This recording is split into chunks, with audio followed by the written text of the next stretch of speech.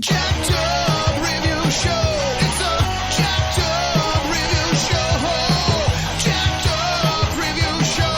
It's a jacked up review show.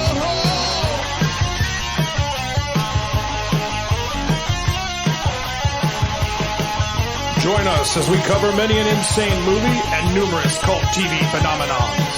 Are you ready to get jacked up? Are you with us? Then listen on. Listener discretion is advised. It's a jacked up review show. It's a jacked up review show. Jacked up review show.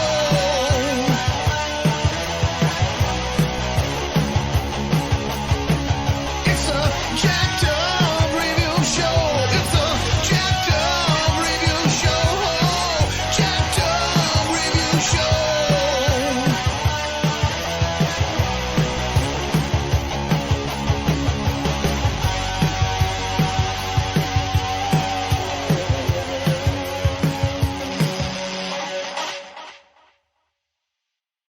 An NBC February event. Look who's back from Oblivion. One of the most celebrated television programs, Homicide, returns for one historic night. Hold the trigger! Shut up! Anyone who's ever been on Homicide returns for a 2-hour motion picture event. All the old boys and girls gathered again. Homicide, the movie, NBC Sunday. There are two kinds of kids walking in this building. Stoop kids, corner kids. No, stoop kids. They're the ones that stay on the front steps when their parents tell them. The others go down to the corners. You follow drugs, you get drug addicts and drug dealers. Get hands up! Get down! But you start to follow the money, and you don't know where it's gonna take you. You think I have time to ask a man why he giving me money or where he gets his money from? The game is out there, and it's either play or get played. It's Baltimore, gentlemen. The gods will not save you. Barksdale has 5 out of 7 towers in the terrace. I'm just a gangster, I suppose. And I want my corners. These people do not touch the drugs. They don't go near the drugs. The wire is what gives us Barksdale. Day by day, piece by piece. The thing is, you gotta be patient. Learn the job, love the job. Let the game begin. How is it you always got the whole world pissed off at you? Jimmy is an addict, sir. What's he addicted to? Himself. It's also what makes him good police. He does not get to win, we get to win. If we don't have the courage and the conviction to fight this war the way it should be fought, the way it needs to be fought, well, then we're staring at defeat, and that defeat will not be forgiven. Can't even call this shit a war. Why not? Wars end. I've been out there since I was 13. I've been straight up, but what come back? This game is rigged, man. Be like the little bitches on the chessboard. Pawns. We go a long way in this country killing black folk. Young males especially. We always in the market for a good soldier. This here ain't you. Many of these kids are profoundly damaged. What they've seen, how they've lived. You older than your daddy was when he went out on the corn. Well, he done got him locked up. That's the message, D. You can't show no weakness. A man must have a code. You come at the camp, you best not miss. Alrighty. Welcoming to the show, we got longtime TV extraordinaire Jim McKeone. How are you, sir? How's it going? I'm good. How are you? Welcoming you now to talk about the works of David Simon. Here we're talking about his Baltimore shows, The Wire, and the one that came prior to that, Homicide: Life on the Street. So, what was your kind of take in general on crime shows and, involving mysteries and just very riveting character development? You mean my introduction to Homicide and The Wire, or just in general to? Just in general, before we break into like cop shows, mystery shows. Yeah, or even gangster shows and. Well, it's kind of funny, to be honest. One of the first cop shows I ever really watched probably was Homicide, Oh, nice. Okay. When it first aired, I was probably about 10 years old, and my sister used to watch it. She was 15. And gotcha. I mean, it was crazy as a 10-year-old watching it. But Homicide really might have been my first intro into cop shows. And as I got a little bit older, I found that most procedurals kind of bore me. Like, I'm not really into NCIS or Law and Order too much, or the plethora of cop shows out there. Right. Criminal Minds, they're hard for me to I don't know. It just doesn't rivet you as much. Doesn't do it for me. Not saying they're not good. Not saying there isn't good stuff in there. But no, all good. And funny enough, the lead writers of these, Henry Brommel, who also worked on Chicago Hope, which this briefly crosses over with. Yes. Yes. What's funny enough is James Yoshimura was technically the creator, but for whatever reason, Paul Antanasio, who was like the head writer on House, got the creator credit. So on Homicide? Yeah. So it's some interesting crew behind it. Tom Fontana was the head writer on St. Elsewhere, and so that's why he had two characters from there, just in similar kind of dreaming. Yes, people Alfred Woodard. And Dr. Her and Ed Begley Jr. both appear on Ed Begley Jr. Yes. But it's interesting how he kind of goes for a lot of the same kind of style, just rapid cutting and just dreamlike, just escapades. But yeah, a lot of people started on here. Eric Ellis Obermeyer wrote for this and Law and Order, and later is now the head developer of the show Bosch. Yes, my dad loves Bosch. Oh yeah, Bosch. My dad loves Bosch. I think everyone will get into that one. It's an easy binge. James Yoshimura and one of the other head writers later became head writers on Homeland.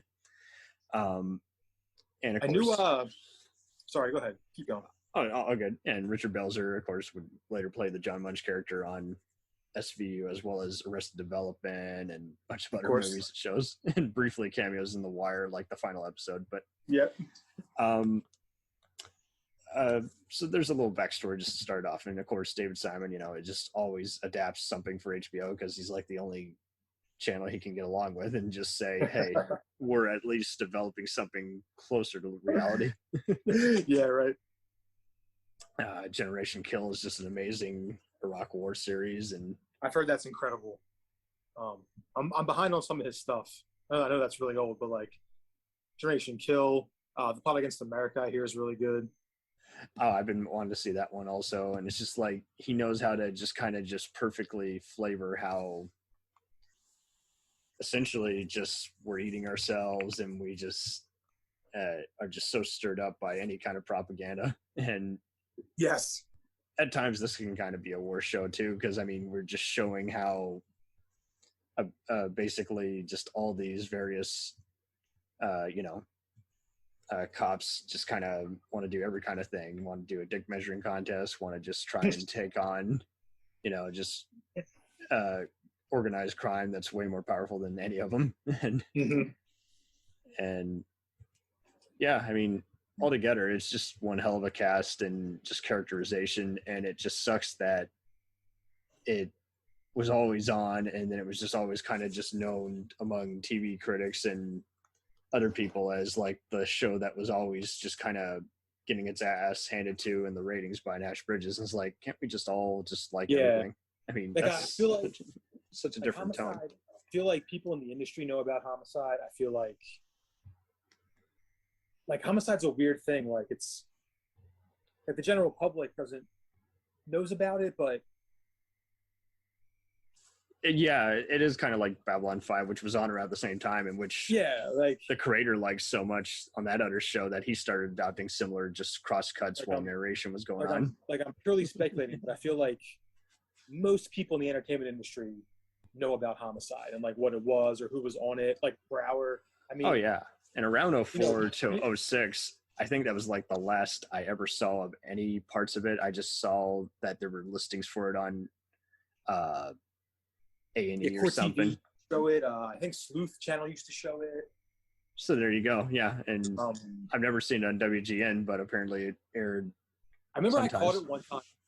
I guess I think it was I was over at my buddy's house one time. This is years ago. We were watching Law and Order reruns, and it was like they were like, "On next, Homicide: Life on the Street," and I was like, "What?" And it was the continuation of the Law and Order episode. Nice. They did crossovers. my buddy was like, why is it repeating like that? Why does the camera do that? Or he's like, what's that about? I was like, it's just, It's kind of just part of their signature style when something. Their style of something important happening, or Exactly, yeah. It's like, in case you missed it, and it's just exactly. And I would have nitpickers in the room who would notice this, like, but that doesn't match up with this or that. I'm like, it doesn't matter. They did it literally 3 times. Oh God. Oh, but it kind of adds to the multiple perspectives. Also, it's like us, the viewer, the other people watching each other. Were you all? I was always. But the funny thing is, for the longest, I think it just everyone else, like you say, a lot of people in the industry, they know about it, but I feel like they do. I'm kind of speculating there.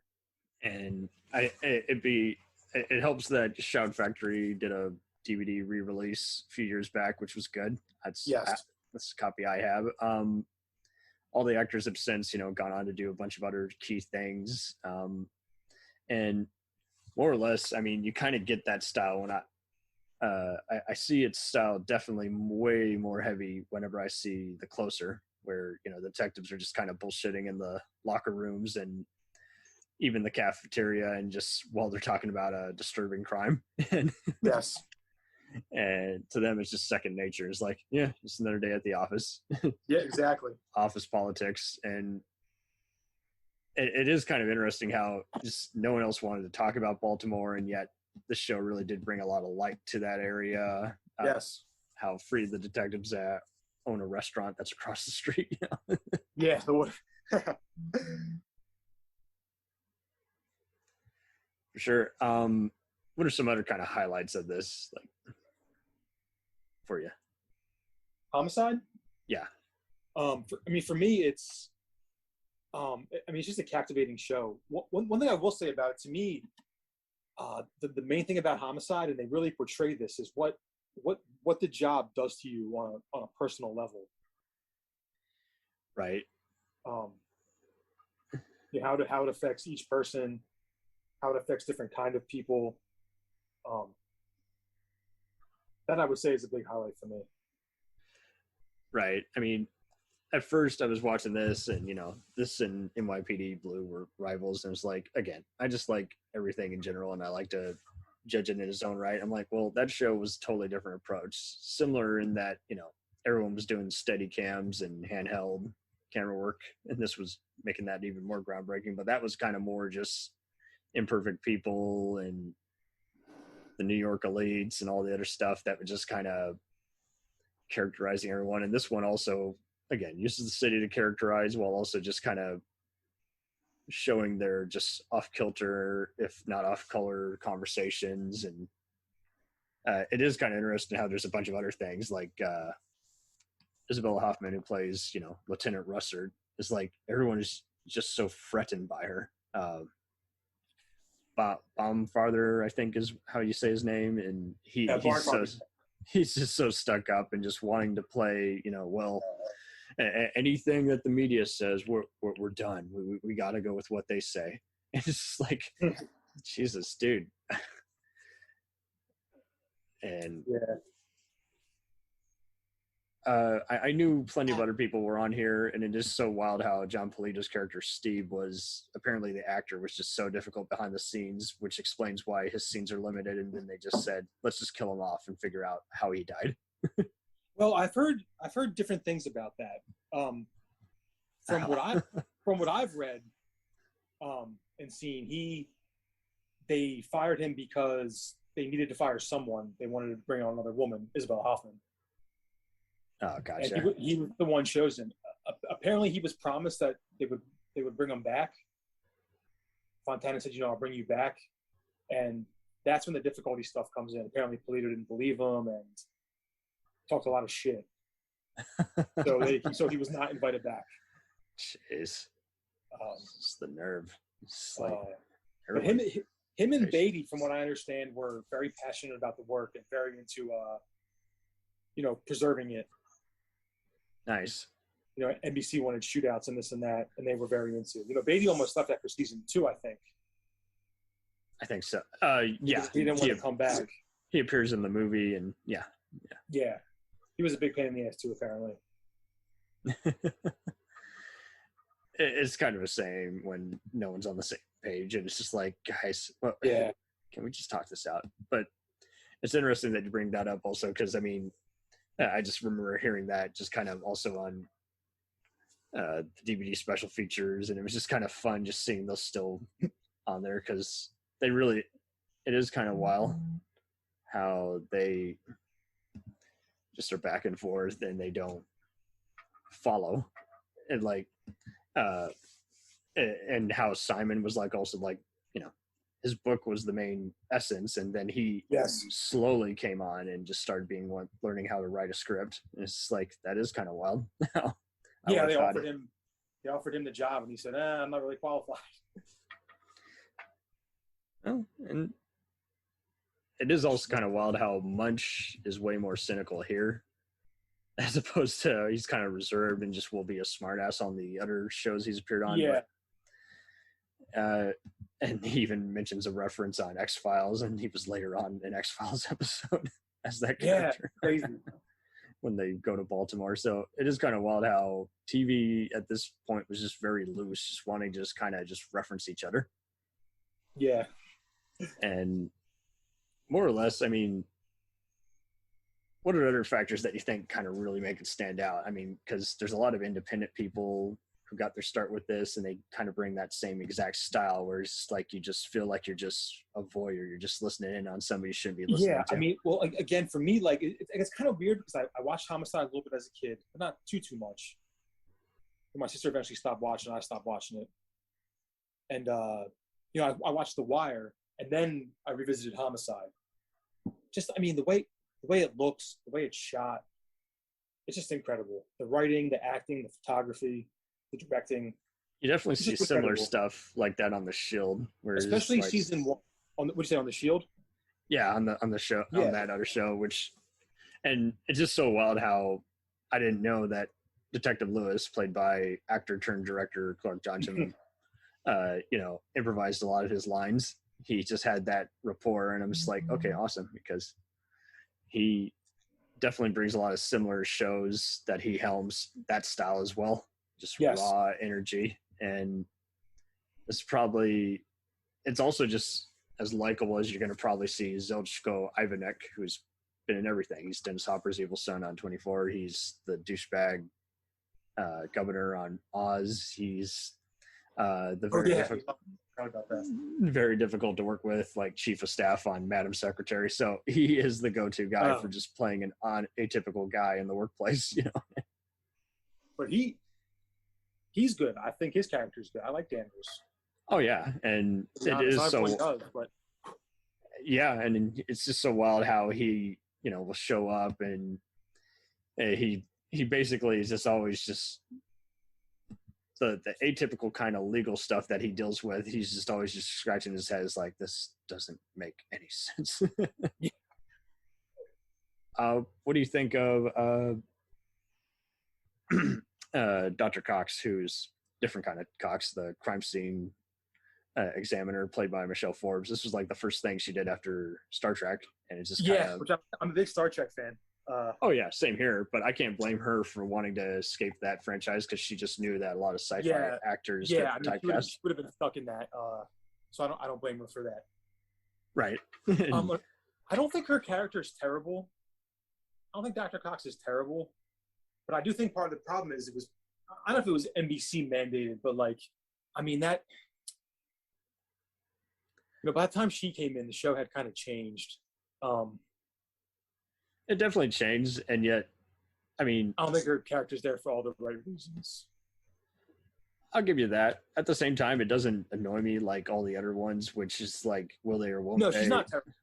It's like, because I mean, the Kellerman detective, who's played by Reed Diamond, who many might recognize from other shows like Bones and Designated Survivor.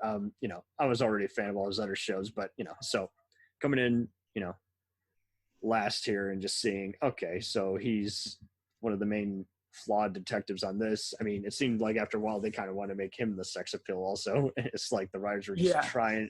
I mean, Babylon 5 did that also. This is a good parallel point. Both shows started in 93 and were just kind of, you know, syndicated after a while, and the right people saw it. Others say, I think I saw part of that, but I didn't follow it, you know, until the DVDs were released years later. And it is kind of wild how, more or less, his character just is the essence of, he wants to overstep his boundaries, and then when you see him become like a private eye years later, he's like, he should have always been a private eye, because he just wasn't cut out to be a cop. He was always breaking the rules. Yeah, he's very sensitive. Kellerman is, you know. Yeah, and he takes it so personally when it's like, well, you gave up that right for other people to not snitch about you when, you know, and this is where we see a lot of these parallels today with police unions and all. And it's like, no one else wants to play these politics. They're not going to jail for something you did, dude. Friend or not. And it is kind of wild how, yeah, everybody's got their own predicament and you just never know where it's going to go. I will say this. I do kind of think Laura hanging out with the other older geezer, Stewart, was kind of an awkward choice. Ballard and Gardy. Yeah, I kind of like that pairing, to be honest. I think that's the only thing I like about Gardy. Yeah, because Gardy is kind of just so full of himself, and you can tell he's kind of they offset each other good. Right, and I mean, don't get me wrong, you kind of needed that whole thing. They just needed to show just a bunch of different generations all working at the same place. Yeah. And I dug Falzone, how he's kind of a hothead and just kind of also is just kind of trying to get along with everybody. And he's like, just do your job. Just do your job. Yeah, I don't like Falzone, but that might have been the point. I think that was. That might have been the point. I think he's terrible. He's just, you know. Is like he is only going to give a certain amount of energy. And much like Bayless, well, yes and no. I mean, like, Bayless is way more trouble from the get-go. You can kind of tell with how many arguments he gets into with Pimbleton, Andre Bragger's character. Yes. And so when you find out, I'm not going to spoil it, how Bayless has also done some more messed up crimes like Kellerman, it's just like, yeah, that makes sense. You were abused. As a kid. But yeah, Falzone is just kind of like, I also kind of want to get laid, but also at the same time, I don't want to bring any drama to the workplace and all that shit because I'm getting over divorce. So let's talk about the lieutenant himself, Giardello. Half Italian, half black. Yaphet Kotto had been in plenty of other movies and shows, including Alien, Midnight Run, Warning Sign, and the James Bond film Live and Let Die. This kind of reinvented his career in a bit. It did. I love G. G. Yeah, and it's so funny. Is like, yeah, you got to remind people about some of the slang. Is like G is, you know, short for Giardello. You know, they got their own slang. It's not G like homie G like nowadays. Yeah. Yeah. You know, when I first started watching Homicide, I think Lewis was my favorite character. But on a rewatch I did a couple years ago, just overwhelmingly, G just took the cake on that one. Giardello he's just such a good character. He's really such a good smart ass, and it's funny. He's a smart ass, but the way he's so reserved. Yeah, he's so but he's like G is a tortured soul. G is like, I don't know, the way he portrays that is just genius to me. Totally. And his strange son coming in, Michael, played by a young Giancarlo. I wish they would have done that earlier. Right.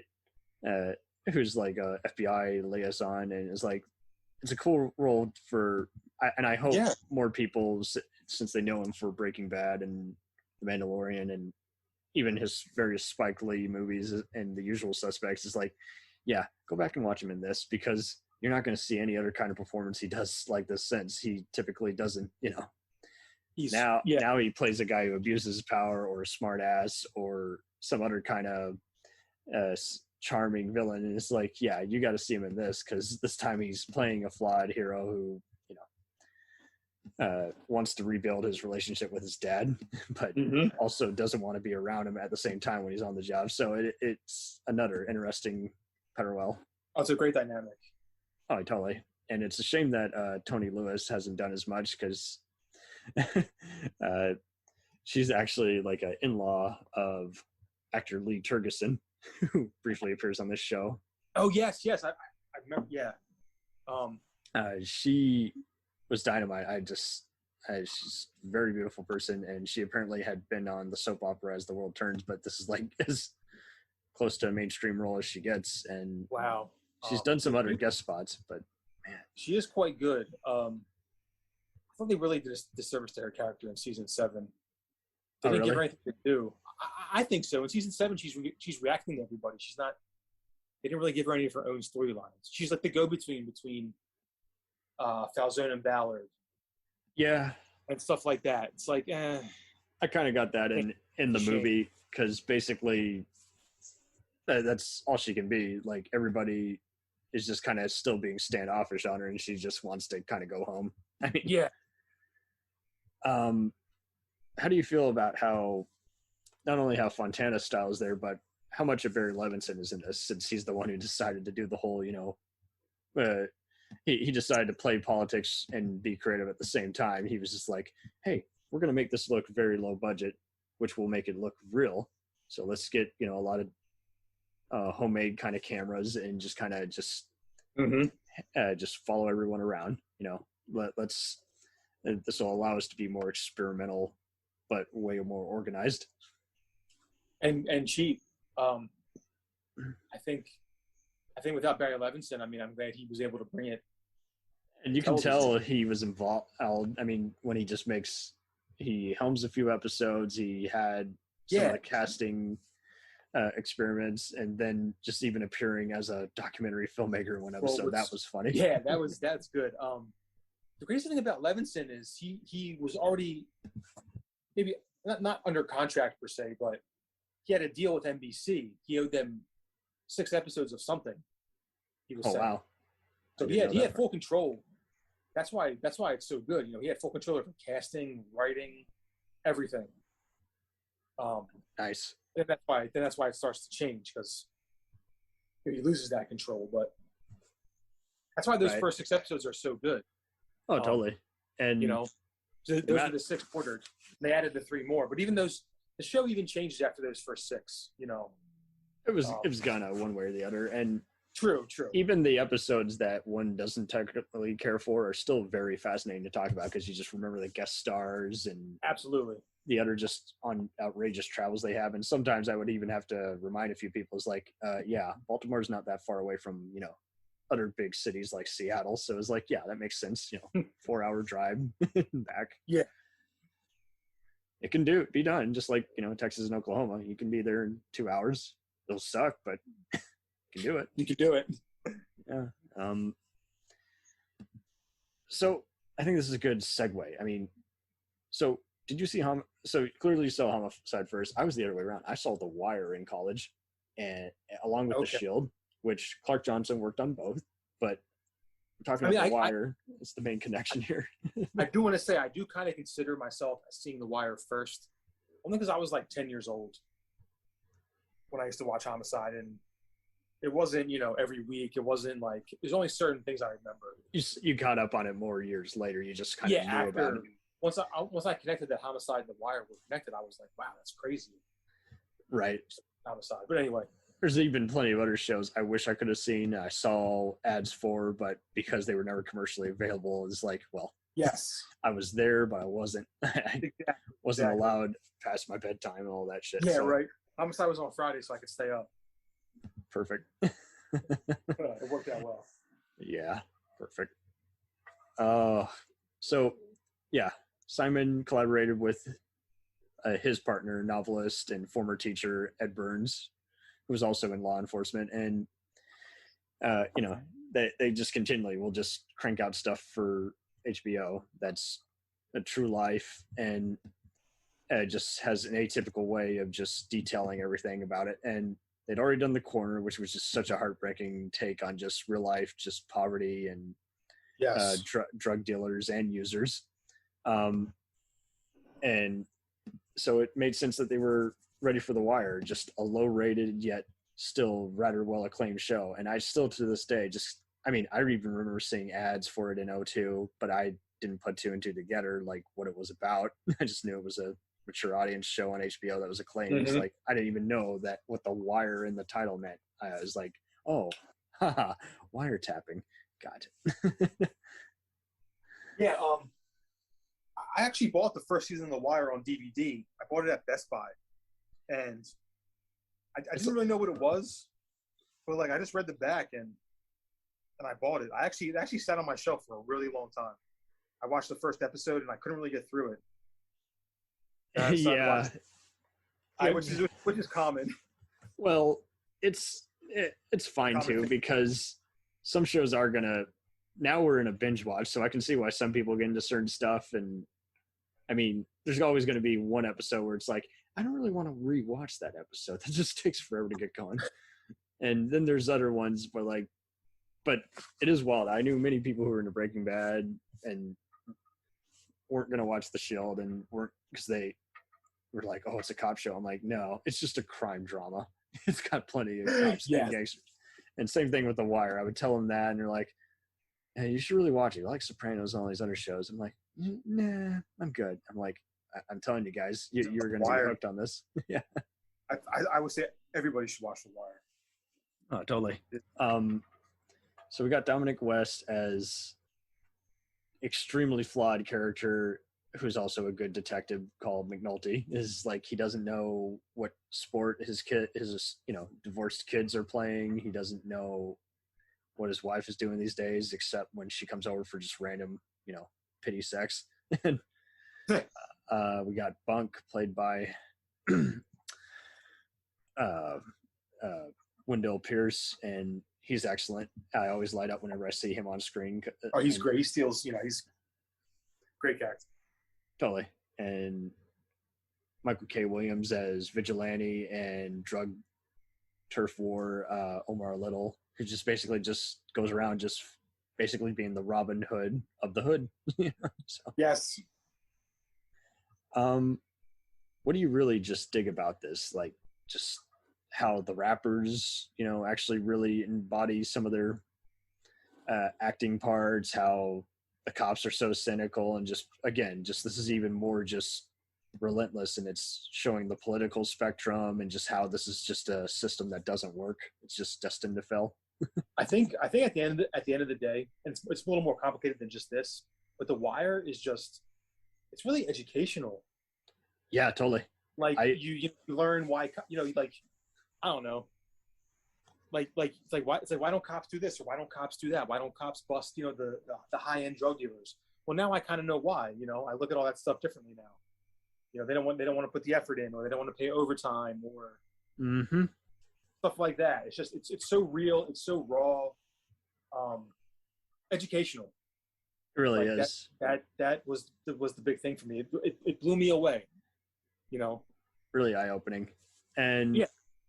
I've even told my mother, who was both in journalism and did some brief teaching at a very troubled school, and is like, you should watch this, but it might be a warning. It might be a little too real life to you. She still hasn't seen it yet, but probably never will. But she's seen Homicide though. And I like to say, I mean, this show does good by just picking a topic each time, like how the media can easily be fooled. Like they take a photo of a random homeless guy and say, look out for this serial killer, just to get funding for their program. And they do a good job of just showing how just kids just don't have any attention span, and teachers just are losing patience to where they're just like, all right, you know what? You're destined to fail. Fuck you. Exactly. The kids that fall through the cracks. Teaching them the tech. And they show all kinds of people. They're not even just minorities. There's plenty of, the Greeks who just own the docks and just murder construction workers over just petty shit that's going to be confiscated and found out anyway. So they're just, in a way, everyone is just shown as a victim. I mean, again, all the detectives are cynical to one another. I light up every time I see them in a show, and like Sanj is great here, as the closeted detective. And then you got, and that's my only real complaint, those scenes just felt like softcore porn. They didn't feel... What scenes? I'm sorry, what scenes? Oh, her gay sex scenes. It's just like... Oh, yeah, they were I agree. And she even, the actress even the one in the an hotel, interview was even just saying, is like, yeah, it took me out of it. It didn't feel like real life. I'm like, yeah, it's the directors getting awkward and just letting the actors experiment. It didn't look like real life. It didn't really look like real life. That's just it. It's just like, yeah, well, thank God it's not in every episode, Yeah, right. So other than that, I don't have any complaints. I love seeing Clark Peters on Person of Interest years later. So it's like, but seeing him here as the wise ass guy doing the wiretapping, that was great. This is definitely the best thing Idris Elba has still done to date as Stringer Bell, because this is like, and I can't believe there are even fans of him. I'm like, guys, he's smooth, but he is just scum of the earth, this character. Stringer? Yeah. Yeah. Stringer, it's weird. I'm soft on Stringer. People really, I mean, yeah, he's bad, but. I mean, he embraces the realism of the whole There was some kind of, like, Stringer and Avon, there was a disconnect there at some point.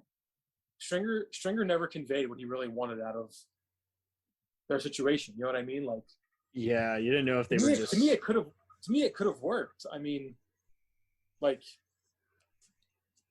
yeah, it's almost silly. It's just a weird little thing I have, though.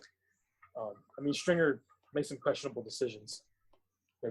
Definitely so. I mean, like, in many ways, I think it's mainly just because he ordered the death of a kid dealer and everything, but more or less, I think that's just it. He doesn't really know what he wants after a while. He does, but he also can have it be taken away from him as it later does. And so... Yeah, like, him and Avon are not on the same page, and it's like, why aren't you guys on the same page? Like... It's like... It makes no sense to me. I think that's just it. They're just showing how no one is good at communicating, Yeah, exactly. Exactly. More or less, I mean...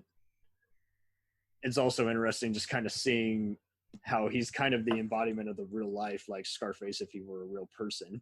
And at the same time, he does what all these criminals do in real life. He has other people do their bidding for him until, their henchmen can get killed or get bought. And he's kind of an echo of a lot of the characters you see on other similar shows like Power, which is so, owes so much success to The Wire. But overall, sorry, go ahead.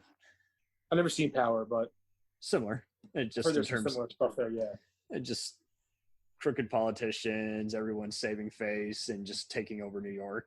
Just nightclub owner who had a drug dealing lifestyle because that's what they've been doing all their life. If that's all you know how to do, yeah, you're gonna. Yeah, it's crazy. We'll return after these messages. Hey, feeling down? Feeling low? Not enough podcasts about movies in your life? Why not try... They must be destroyed on sight! The new Podcast Cure-All, sure to get you right with the world and on a path to better living. We have exploitation, we have Italian horror, we have zombies, we have slashers, we have crime films, we have spaghetti westerns, we even have sci-fi and sex comedies. So take a dose of... They must be destroyed on sight! As needed, and let the hosts, Lee Russell, Daniel Harper, Paul Romali, and the odd guest host cure what ails you. Warning, may cause atrophy, African consumption, black fever, bone shave, chin cough, colic, cramp colic, dropsy of the brain, elephantitis, grocer's itch, jaundice, mania, miasma, mortification, palsy, Pott's disease, rheumatism, scurvy, St. Anthony's fire, summer complaint, and worm fit in some people. Consult a physician before listening.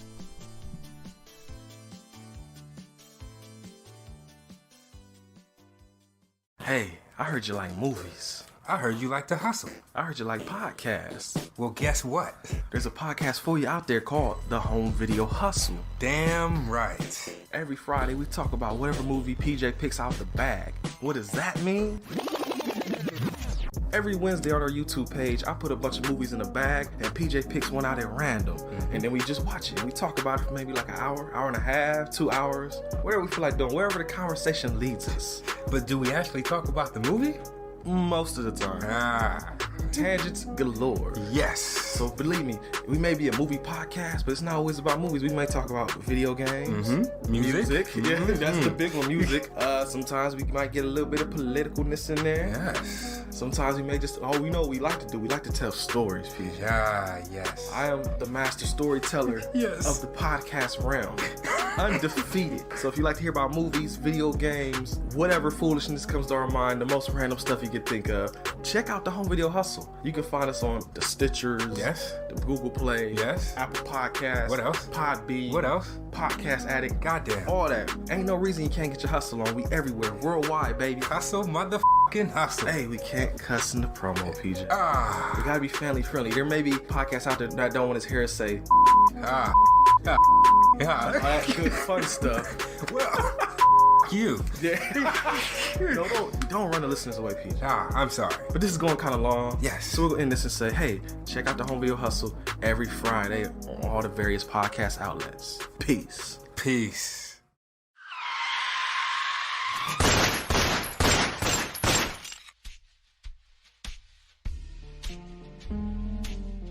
As far back as I can remember, I always wanted to be a gangster. And while Witch didn't make it to the top of the world, he did make the Gangs of Hollywood podcast. So join the gang and enjoy a movie review podcast about movie gangs, gangsters, mobsters, and the mayhem they cause. You can find GOH Podcast on Facebook, Twitter, and Instagram. At GOH Pod at www.gohpod.com, as well as your favorite podcast listening app. And remember, say hello to your little friend for me.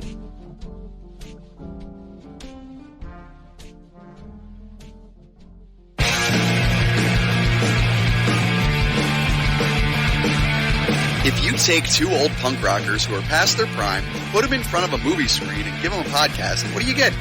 Cinema Punks. Cinepunks. It's the mixtape of movies.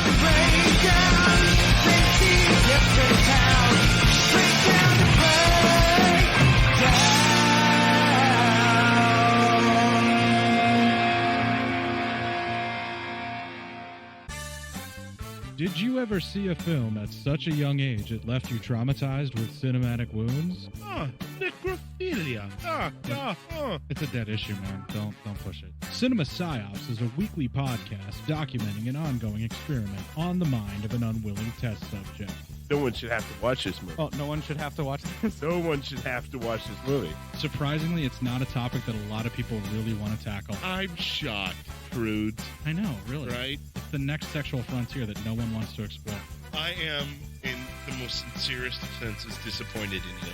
It takes a powerful goddess like Connie, jam her arm down the monster's throat and kill it. Oh, I'm still tripping out over that. Even as a kid, I was like, I gotta find a girl like that.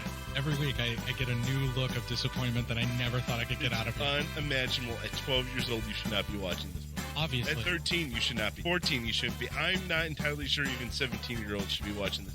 Just because you're offended by something doesn't mean that you have the right to demand that it doesn't exist. Watching this film again, I had all of this like little nerd glee with everything that kept little history all popping up absolutely. at you. So I totally loved this film. Hey, I know why you couldn't see that. It's because your brain's warped from watching this shit at 12 years old. Yeah, this is a rough movie. I told you ahead of time when we were getting ready to do it that it was. How did you watch this shit at 12? Because physical wounds heal, cinematic ones don't. Listen to Cinema Psyops.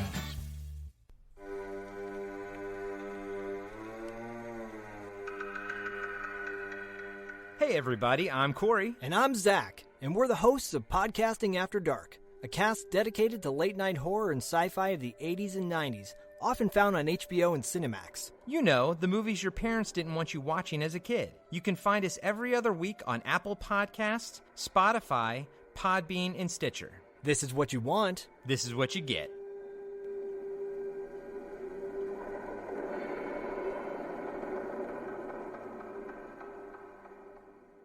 It's time, let's check our cue, baby.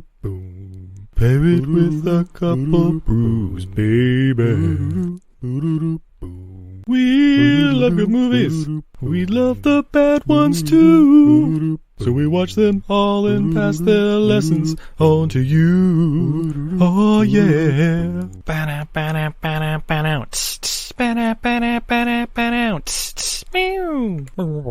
Everything I learned from movies helps to make life a little bit groovy.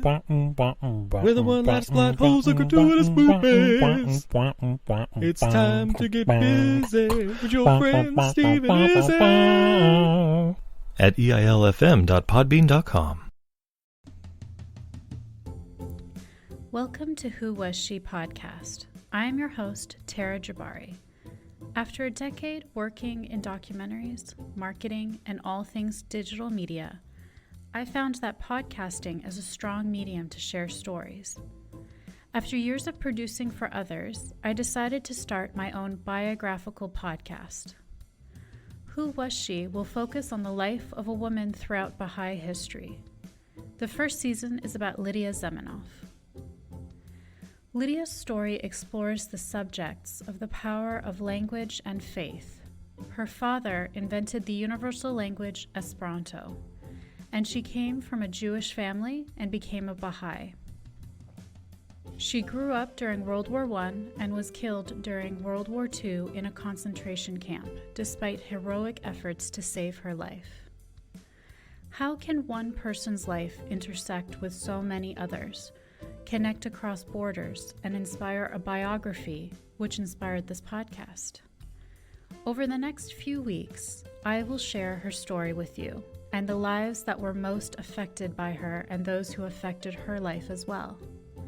They include her father, Ludwig Zamenhof, her spiritual mother, American journalist Martha Root, and the Baha'i German soldier Fritz Mako, who worked for the resistance undercover while having to serve the Nazi Party. I want to thank the author Wendy Heller and George Ronald Publishing for their blessing to let me use Heller's biography, Lydia, The Life of Lydia Zamenhof, Daughter of Esperanto, as a main and instrumental resource for this podcast.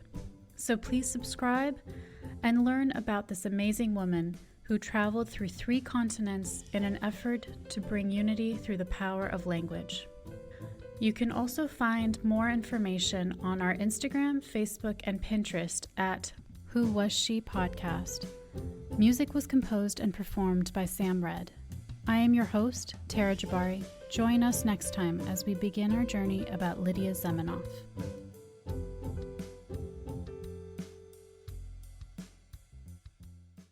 Hi everybody, it's Mac Jackson. I wanted to invite you to a new site called the Forever Adventure Network. This website has everything. Pictures, videos, blogs. There's original music by Harmony Constant, 2 podcasts. One is the MacGyver podcast, where we celebrate Richard Dean Anderson, his iconic roles, and how it's influenced our lives. There's episode discussions, interviews, and life conversations. The second podcast is the Never Gets Old podcast, where we celebrate all the best things that we love in life, from TV, movies, music, and comics. The site is also the home for the MacGyver SG-1 audio series, an ongoing adventure series that continues the adventures of MacGyver and SG-1. There are also multiple stores to choose from for all of your pop culture and adventure needs. Come on by and check us out today. And thanks for joining the adventure.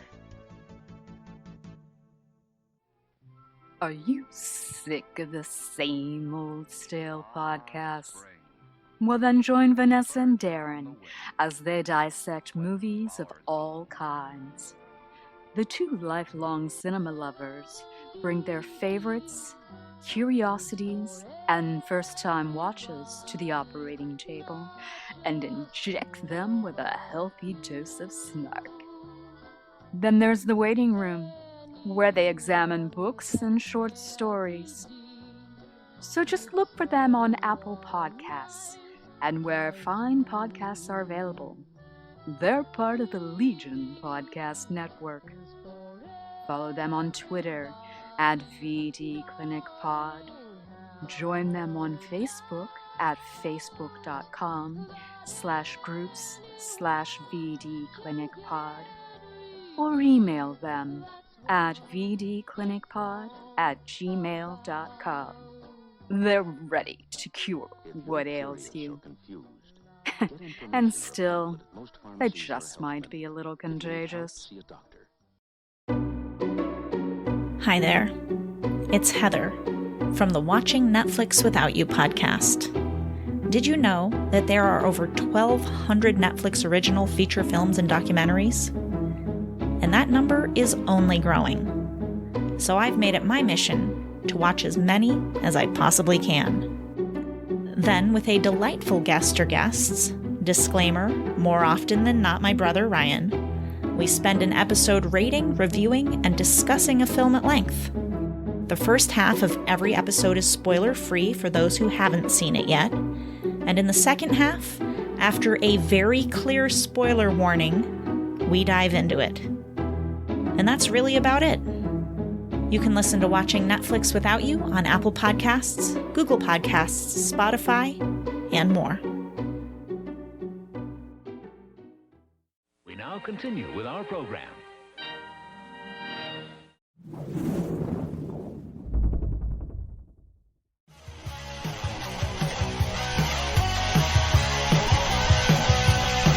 Follow us on the web on Facebook, Twitter, and Instagram. The podcast is available on Podbean, Spotify, iHeartRadio, Anchor, Apple, and anywhere else podcasts are available. Feel free to review our show and leave comments on any of those sites. Thanks a million for listening. It's a jacked up review show. It's a jacked up review show. Jacked up review show.